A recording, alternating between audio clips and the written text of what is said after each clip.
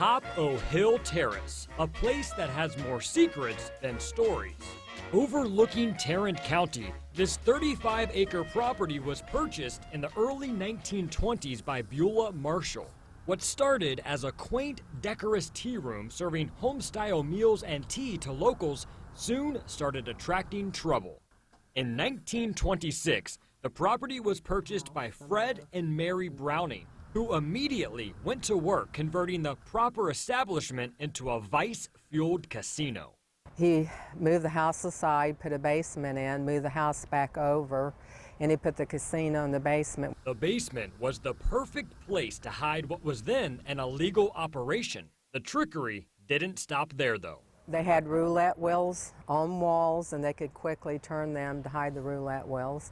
They had gaming tables that would fold up into the wall, and they had paintings on the bottom. And some of the freestanding gaming tables, they could flip them over, and there'd be a plate attached, a knife and a fork, and a glass. So what about the gamblers? Well, a hidden door would give way to an underground tunnel system. After escaping through the tunnels to an outside exit, they would then sneak around the property and end up in the tea garden, where they'd sip on tea while leaving police with no evidence. Rich and powerful celebrities, outlaws and mobsters all spent time here. But this Las Vegas before Las Vegas didn't last forever. After a successful raid in 1947, that chapter ended and a new one began as what is now Arlington Baptist College. But the original building served as a residual reminder of its former heydays. The Fort Worth Stockyards. This dusty old cowtown is still very much alive and well with its history and Wild West spirit. As a place that attracts herds of people every single day, there's definitely no shortage of history to be seen. But what's below street level is a part of yesteryear that you don't get to explore. Behind a locked gate sits an underground tunnel, also known as the Pig Subway. And so animals would be dropped off on the north end, and then they would be run underground under these ramps that you see on the north end and all the way under the building, under the street, and then sorted out in these hog and sheep pens. We are talking thousands of animals. It would have looked like the busy streets of Manhattan on a Monday morning. Now, of course, their journey doesn't end here. The hogs and sheep would then be sent to the meatpacking plant, which is our next stop. Now, instead of using horses, we settled for another kind of horsepower.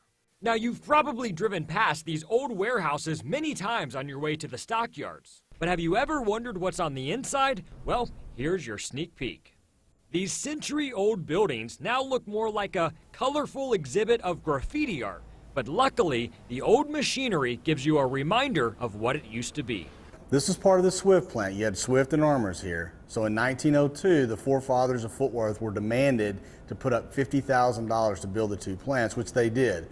At one time, there were roughly 32 buildings on this site. It was a city within a city.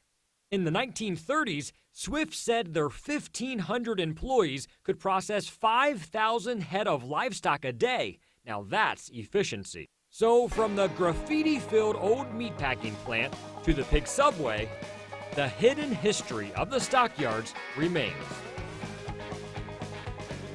Terrace, Texas. Incorporated in 1874, it's this town that's home to a piece of property with quite the history behind it. As you travel down this old back road, you eventually reach a gate that is littered with no trespassing signs, razor-sharp barbed wire, a guard shack, and some very friendly guard dogs. So what exactly is all of this protecting? Well, this 14-acre property was once home to a nuclear missile site. This site was the easternmost defense for the Dallas-Fort Worth area. This site was on high alert 24/7. There were no holidays, there were no vacations, there was no downtime. It was here that 18 Nike Ajax and Nike Hercules missiles were locked and loaded in case of emergency. And they were stored 17 feet below ground inside of 3 silos.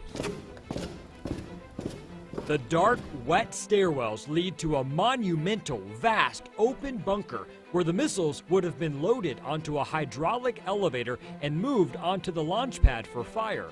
All that's left inside is a shell and a few rusty remnants of what was once an intricate operation with about 60 working people. One man who was stationed here recalls his experience. We had 15 minutes to get ready to fire. That means coming from the ready building, putting your clothes on, zipping your boots up, and getting to the launching area to get 4 missiles up, ready to launch. It was a stressful time, but thankfully tensions between the US and Russia dissolved.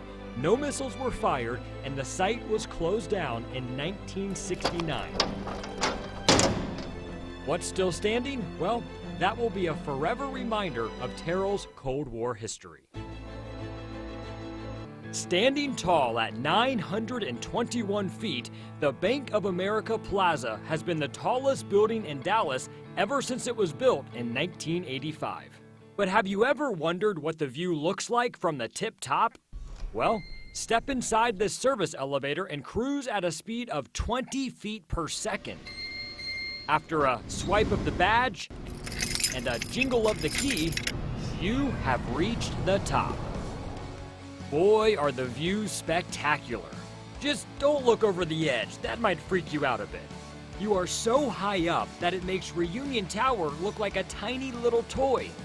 And on a clear day, you can see all the way to Fort Worth.